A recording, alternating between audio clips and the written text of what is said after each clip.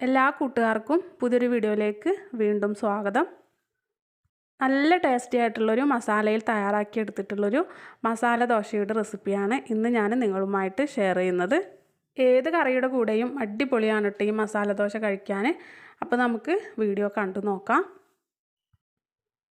അതിനുവേണ്ടി ഒരു ചട്ടി ചൂടാക്കി അതിലേക്കൊരു 2 ടേബിൾ സ്പൂണോളം വെളിച്ചെണ്ണ ഒഴിച്ചു കൊടുത്തിട്ടുണ്ട്.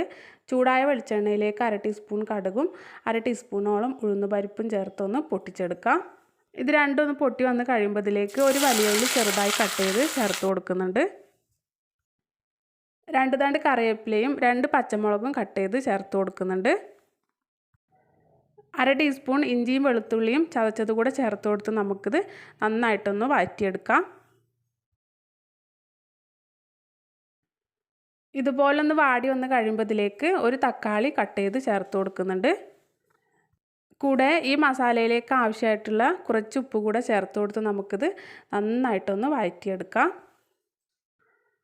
ഒന്ന് വഴറ്റിയെടുത്ത ശേഷം നല്ല പോലെ ഒന്ന് വെന്ത് സോഫ്റ്റായി വരാൻ വേണ്ടിയിട്ടൊന്ന് തട്ടിപ്പൊത്തി മൂടി വെച്ച് കൊടുക്കുന്നുണ്ട്. മീഡിയം ഫ്ലെയിമിൽ വെച്ച് ഒരു 2-3 മിനിറ്റ് ഒന്ന് മൂടി വെച്ച് കഴിയുമ്പോൾ തക്കാളിയും ഉള്ളിയൊക്കെ ഇതുപോലെ നന്നായിട്ട് സോഫ്റ്റായി വന്നിട്ടുണ്ടാവും.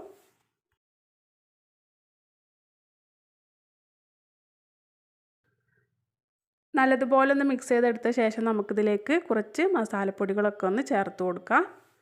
1/4 ടീസ്പൂൺ മഞ്ഞൾപ്പൊടി, 1/2 ടീസ്പൂൺ മല്ലിപ്പൊടി, ഒരു 1/4 ടീസ്പൂൺ കുരുമുളക് പൊടി, പിന്നെ ഒരു 1/2 ടീസ്പൂണിനടുത്ത് സാമ്പാർ പൊടി എന്നിവയാണ് ചേർത്ത് കൊടുത്തിട്ടുള്ളത്.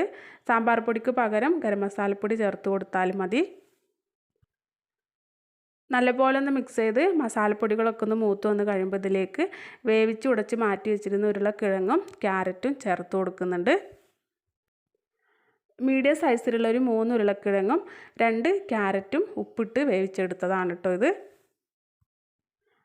ഉരുളക്കിഴങ്ങും ക്യാരറ്റും മസാലയിലൊക്കെ പിടിക്കത്തക്ക വിധത്തിൽ നന്നായിട്ടൊന്ന് മിക്സ് ചെയ്തെടുക്കുന്നുണ്ട്.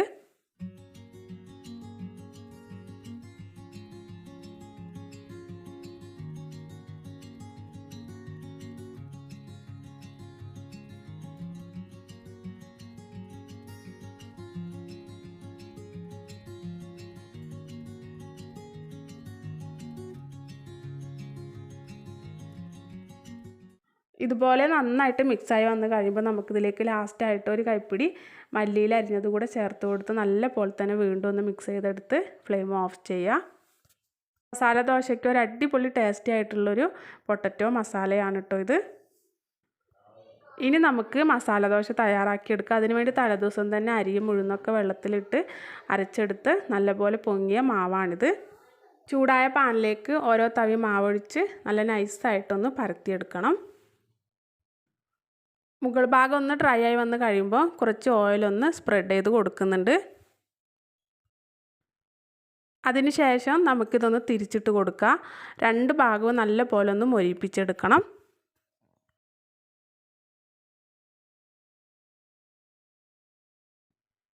രണ്ട് സൈഡൊന്ന് മൊരിപ്പിച്ചെടുത്ത ശേഷം നമ്മൾ തയ്യാറാക്കി എടുത്തിട്ടുള്ള മസാല കുറച്ചതിൻ്റെ മുകളിലേക്ക് ഇട്ട് കൊടുക്കുക. ഒരു സൈഡ് ഇതുപോലെ ഒന്ന് മടക്കിയെടുത്തതിന് ശേഷം ഒന്ന് പ്രസ് ചെയ്ത് കൊടുത്ത് അതിൻ്റെ മുകളിലായിട്ട് കുറച്ചുകൂടെ ഓയിലൊന്ന് തടവി കൊടുക്കുന്നുണ്ട്. വീണ്ടും നമുക്കിത് തിരിച്ചു മറിച്ചിട്ടൊന്ന് മൊരിപ്പിച്ചെടുത്ത ശേഷം പാനിൽ നിന്ന് എടുത്ത് മാറ്റാവുന്നതാണ്. നല്ല പോലെ മൊരിഞ്ഞ് നല്ല ടേസ്റ്റി ആയിട്ട് കഴിക്കാൻ പറ്റിയിട്ടുള്ളൊരു മസാല ദോശയാണ് കേട്ടോ ഇത്.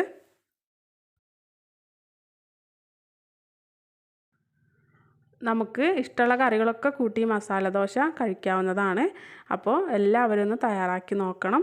എന്നിട്ട് അഭിപ്രായം പറയാൻ മറക്കരുത്.